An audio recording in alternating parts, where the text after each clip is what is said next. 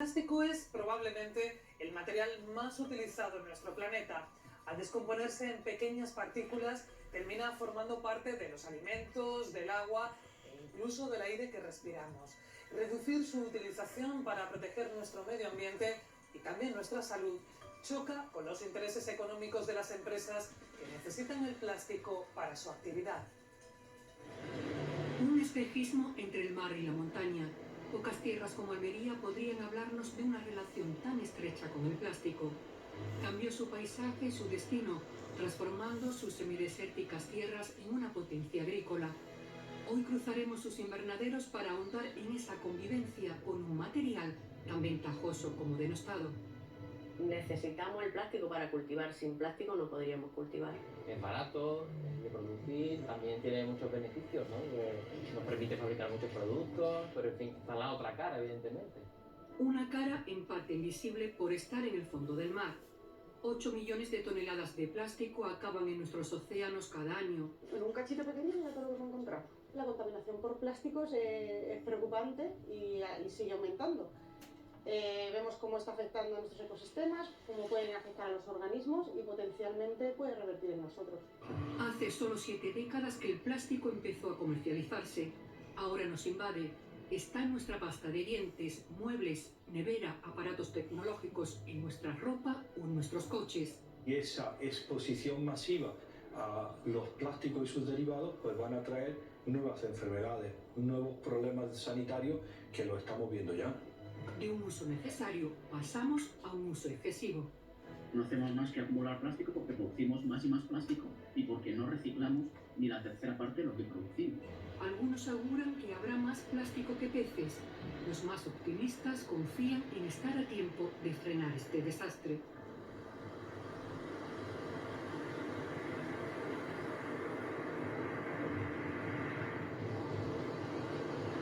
Aquí hay otra, aquí hay una, aquí hay otra. La crisis de los peles en Galicia nos hizo reaccionar. Da un poco de impotencia y rabia. El vertido de 26.000 kilos de microplásticos volvió a enfrentarnos a los riesgos de este tipo de contaminación. Esa ocasión fue un accidente marítimo. La mayoría de las veces es nuestra vida diaria la que convierte en vertederos nuestros océanos y suelos. En basuras marinas es experta Carmen. Trabaja en la Universidad de Cádiz. Es una de las científicas que participa en el que será el primer tratado internacional sobre plásticos. Se firmará en la ONU a final de año. Falta totalmente una regulación más exigente y que realmente eviten esa contaminación tan excesiva que estamos encontrando en nuestros mares y océanos. Los principales escollos que se están encontrando son al final los intereses de algunos países en proteger su economía, su sistema de producción, sobre todo países relacionados con el mundo del petróleo. Y bueno, donde ahora mismo están pesando más unos beneficios a esa protección ambiental. Está la oposición de los países productores y las trabas de las empresas químicas que comercializan los aditivos que hacen a los plásticos más resistentes, flexibles o atractivos. Hay unas 13.000 sustancias que se pueden utilizar como aditivas en el plástico. De ellas hay unas 6.000 que se han probado ya que es tóxico, el resto no se sabe. Entonces realmente una de las cosas que intentamos hacer empujar hacia el tratado de los plásticos es que los aditivos que se utilicen sean seguros. Aquí analizan los residuos que recogen del mar, una forma de medir la salud de nuestras aguas, el riesgo para nuestros peces y para nosotros mismos. Intentamos ver el espectro que tienen las muestras y eso nos permite saber, según los picos que encontramos, qué tipo de plástico es, si es polipropileno, si es polietileno, que es el envase de las bebidas, de las botellas de bebida, si es PVC, que viene de tuberías. Y luego nuestros compañeros pueden analizar los aditivos y saber un poco los contaminantes, los aditivos que envuelven a ese plástico. Si echamos un vistazo, hay microplásticos que vienen ya en productos que utilizamos en nuestro día a día, por ejemplo, en pasta de dientes o en exfoliante de cara.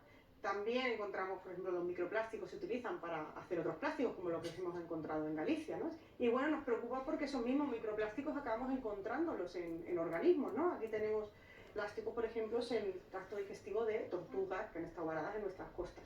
Cuanto más chiquititos los plásticos, más capacidad tienen de incorporarse en la red trófica. Es cierto que hasta ahora el océano ha sido muy resistentes, pero realmente su salud está de un hilo. El plástico que vertemos en el mar y otros muchos que nos rodean acaban degradándose.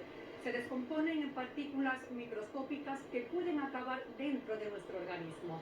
Los microplásticos están en muchos de nuestros alimentos, en lo que bebemos, en el aire que respiramos. Pueden acumularse en nuestros órganos, alterar nuestro sistema hormonal y poner en riesgo nuestra salud. Ya se han descrito la presencia de microplásticos en sangre humana, en placenta, en leche materna y en diferentes órganos, porque se sabe que o por vía respiratoria o por vía digestiva se internaliza y pasa al organismo. Lo hemos asociado con el cáncer de mama, con la endometriosis, con la infertilidad, con el hipotiroidismo, con toda una serie de enfermedades de causa hormonal. Más de 30 años de investigación y 300 publicaciones hacen de este médico de Granada uno de los mayores expertos en la materia. Pide urgencia en la toma de decisiones para no repetir lo ocurrido con el bisfenol A, el compuesto del plástico más polémico. El bisfenol A está en la orina de todos los europeos. Que los niños orinen ese plástico no debería de haber ocurrido. Hay que actuar mucho más valientemente y se ha subvencionado investigación científica para demostrar la exposición, ahora actúa en consecuencia. No me digas que no te conviene económicamente. Nicolás, ¿qué elementos ocultos contiene el plástico que pueden dañar nuestra salud y en qué objeto de uso cotidiano están presentes? De una parte, los constituyentes mismos del plástico, que en el caso, por ejemplo, de este plástico interior que recubre la lata, es una resina epoxi cuyo elemento constituyente es el bisfenol A, que es tóxico. En otros casos es el propio plástico constituyente, como este que es el poliestireno, y otras veces, como el perfluorado, es el plástico que se ha añadido a este cartón para hacerlo resistente a la temperatura y a los líquidos. Es también el mismo material con el que están recubiertos los envases de comida rápida.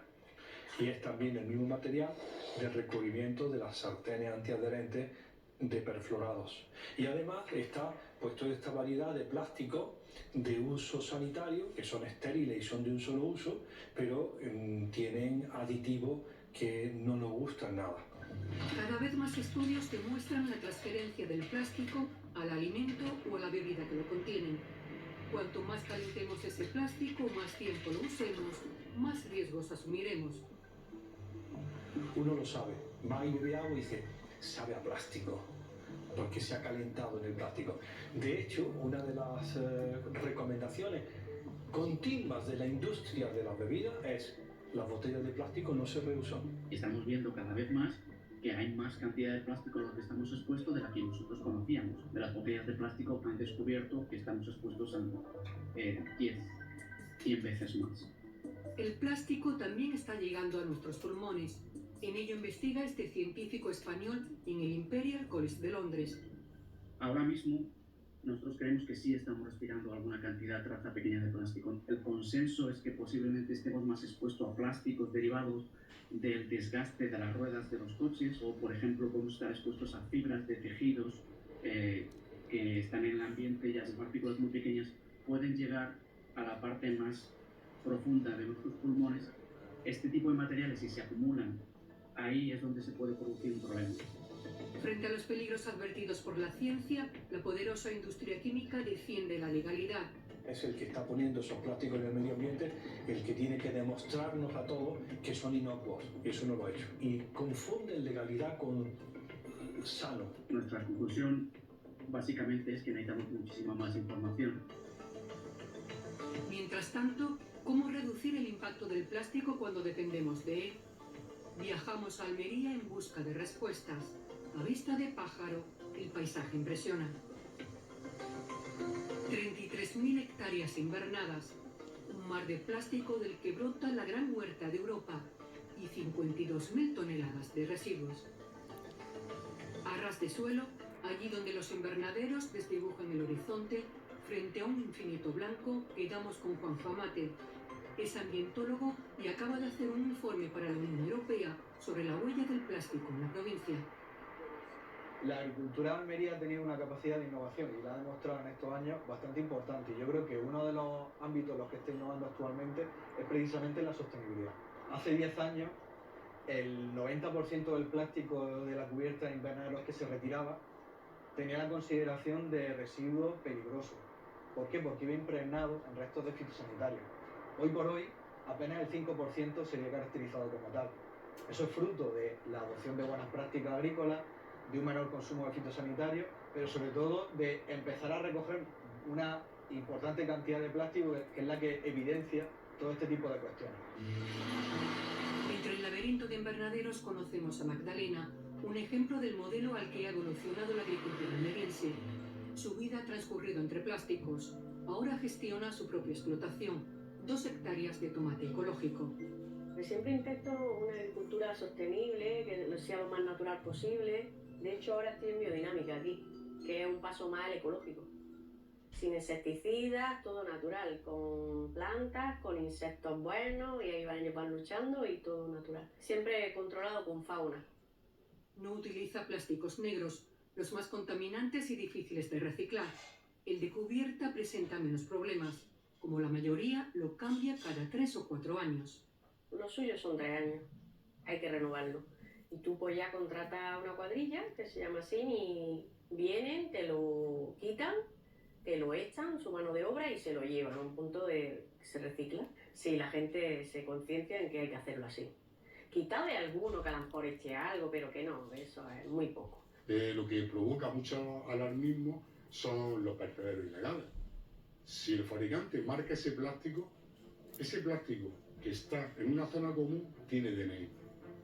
Y se sabría quién es el que lo ha vertido.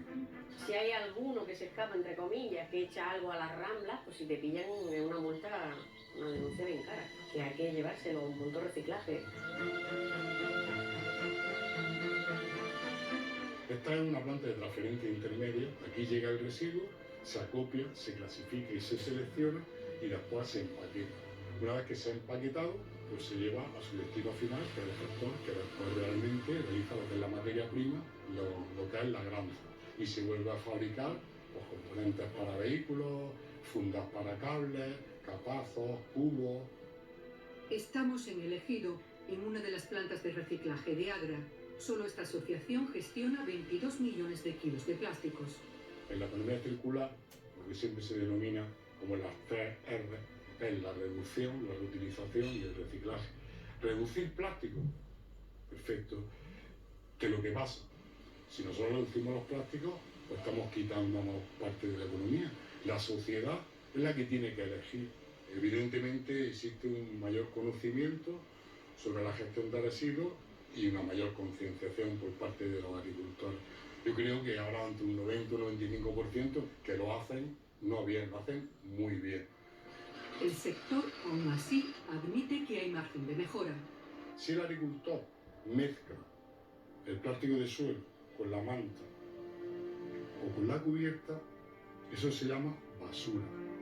No se podría reciclar. Poco a poco que se está haciendo, se están buscando alternativas, por ejemplo, esos plásticos de cubierta de suelo, para que sean plásticos o bien biodegradables o bien materiales producidos a partir, por ejemplo, de celulosa, de cartón. ¿Qué ocurre? Pues que obviamente también la tecnología de reciclado tiene que avanzar, poner en marcha nuevos métodos de reciclado, que se llama reciclado químico también. Va más allá de la agricultura. Solo el 6% del plástico que se fabrica nuevo es reciclado. A menudo resulta más barato producir que reciclar. Ese material plástico, si no lo reciclamos de una forma inteligente, al final nos va a comer. El problema del plástico es su gestión, sobre todo cuando son plásticos de un solo uso. Hay que darle una vuelta al sistema de usar y tirar. Creo que esa es la clave. Muchos productos de alimentación podemos comprarlos a granel, sin envoltorio, pensar mejor en su diseño para que sean reutilizables y retornables. Mayor respeto por nuestro entorno quizás sea el punto de partida y lo que pretende inculcar Álvaro a los escolares que participan en sus batidas de limpieza. No nos podemos quedar tranquilos en que la basura que yo produzco la he hecho al contenedor y ya está, sino que hay que pensar un poco más allá y intentar reducir. Limpiar no es la solución, hay que cerrar el grifo, por así decirlo, en el origen de la basura que está en nosotros, que está en las poblaciones humanas que están en tierra adentro.